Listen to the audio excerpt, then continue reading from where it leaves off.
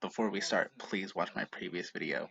The link will be in the description. Mattea Roach returned for his 7th game on Jeopardy. She won a 6-day total of $148,000 even. As explained in the previous video, Ken Jennings' instruction was, our champion Mattea Roach sailed into her 6th consecutive win on yesterday's show. She had a commanding lead in the end of Double Jeopardy, and then put the final exclamation point on the win and earned over $30,000 in final by knowing all about the Bermuda Triangle. What spooky unsolved mysteries await us on today's show? At first I was confused as to where Ken was headed I should say, sailing into, when he noted Mattea sailed into her 6th consecutive win until he mentioned the Bermuda Triangle. Then it turned into a mystery theme. I like it. I love it. In 1897, this Bram Stoker horror novel was vastly outsold by another in the genre, The Beetle, about a shape-shifting monster. Given how easy the Daily Doubles have been last month, I'm surprised this wasn't the Daily Double question of the round. In Spanish, it's globo ocular. Nice Spanish pronunciation, Ken.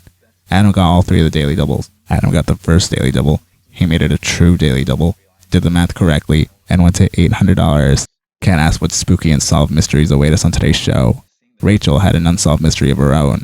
Rachel Skytt is a bookseller from Burbank who once had an exciting, unexpected encounter at a concert.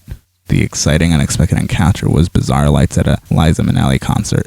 Halfway through the concert, my friends and I noticed that people on our section aren't looking at Liza. They're looking up at the sky and they got their cameras and phones out. So I look up in the sky and I see some very bizarre lights that weren't helicopters and they weren't drones. This was before drones were a thing, so, they were objects. They were I'll spare you the sing-songy. They were objects. They were flying. I couldn't identify them, so who knows? They were objects. They were flying. I couldn't identify them, so who knows? The way she said it was a lot better than I could have, so I wasn't even going to attempt after the first few words. Ken ends by joking, aliens love Liza Minnelli. Now that I think about it, maybe it's the aliens trying to make up for Judy Garland not living long enough to see the moon landing the month after she died. I tried looking up to see if fans talked about the bizarre lights. Pun intended. All I could find was Liza performed at the Hollywood Bowl in 2009 and 2012.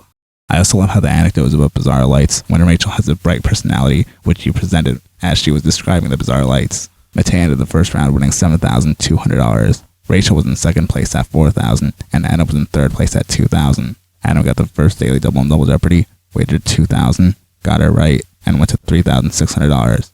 Jesse and the Rippers, led by Uncle Jesse Katsopoulos. The answer was what is Full House? John Stamos in Full House. This was filmed weeks after Bob Saget's death, a long video I'm currently producing. Bats navigate at night using this system of acoustic orientation that incorporates nature's version of radar. Oh, is that why the game is called Echo the Dolphin? Because dolphins use echolocation too? Adam got the second Daily Double in Double Jeopardy, wagered $5,000, got it right, and went to $11,000. So Adam got all 3 of the Daily Doubles and answered them correctly. He actually could have had the potential to end Mattea's current streak. Adam ended Double Jeopardy winning $10,200. Rachel was in third place at $800, and Mattea was in the lead at $20,400, exactly half of Mattea's score. The final Jeopardy category was history. Before Ken revealed the clue, he commented, "First 2 rounds of the game are now history, and Final Jeopardy is literally history." The question was, intimately familiar with World War I, Churchill considered this war from some 150 years before the First World War.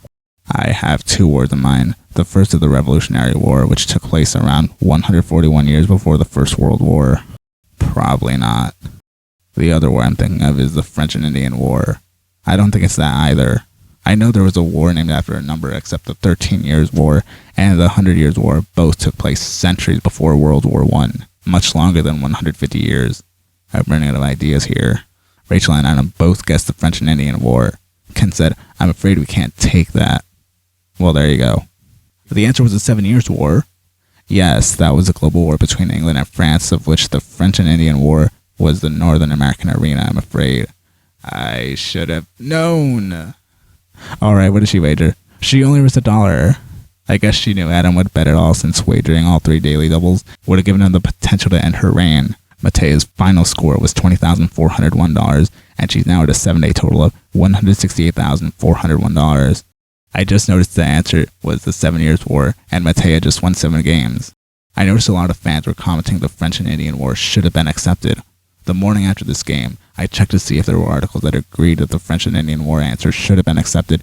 The Sun published an article titled War of Words, Jeopardy Van Sant champ Mattea Roach robbed new contestants on final question after Ken Jennings' huge mistake. Daily Nation also posted an article titled Danger, Van Sant champ Mattea Roach STOODED new contestants in final question after host Ken Jennings' big mistake. I'll link both in the description. I should also note both articles made the mistake of calling it the 7 Days War. By some miracle, Mattea Roach won tonight. I also just noticed that right after I said by some miracle, she won her seventh night. She won her 7th night, and the number 7 is thought to be lucky. Lucky number 7. And this is the 7 Years War. So yeah, 7 lucky number 7. All right, just end it. We'll see how she does tomorrow. And as always, thank you for watching.